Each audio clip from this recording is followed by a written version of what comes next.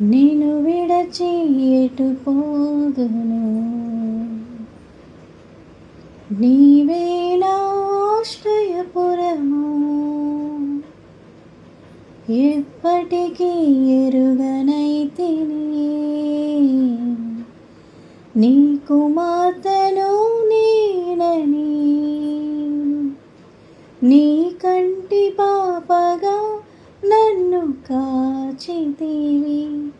నీ చేతి నీడలో నాకు కాపుదలయ్యా, నీ కంటి పాపగా నన్ను కాచితివి. నీ చేతి